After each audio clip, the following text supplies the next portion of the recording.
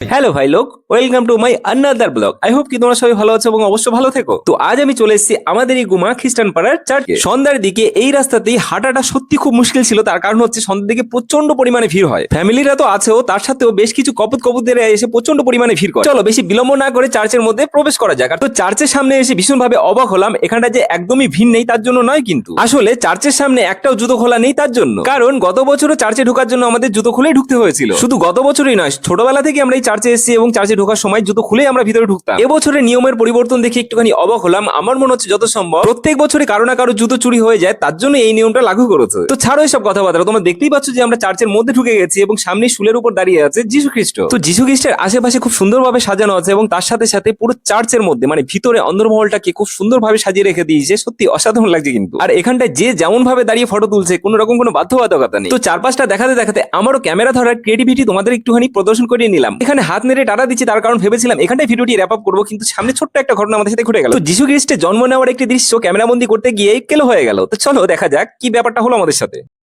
Sorry একটা photo নিচ্ছিলাম, sorry. Thank you. আসলে চার্চের কর্তৃপক্ষরা ভেবেছিল ভিতরে তেমন কেউ নেই, তার জন্য ওরা তালা দিয়ে দিয়েছিল আর আমরা ভিতরে আটকে পড়ে গেছিলাম। তো যাই হোক, আমাদের ভিডিও কেমন লাগলো অবশ্যই কমেন্ট করে জানিও। আর একটু বেশি ভালো লেগে থাকলে অবশ্যই সাবস্ক্রাইব করে বেল নোটিফিকেশন অল করে দিও, যাতে করে সবার আগে আমার ভিডিও তোমাদের কাছে পৌঁছে যায়। ওকে, টাটা, বাই বাই, দেখা হচ্ছে পরের ভিডিওতে।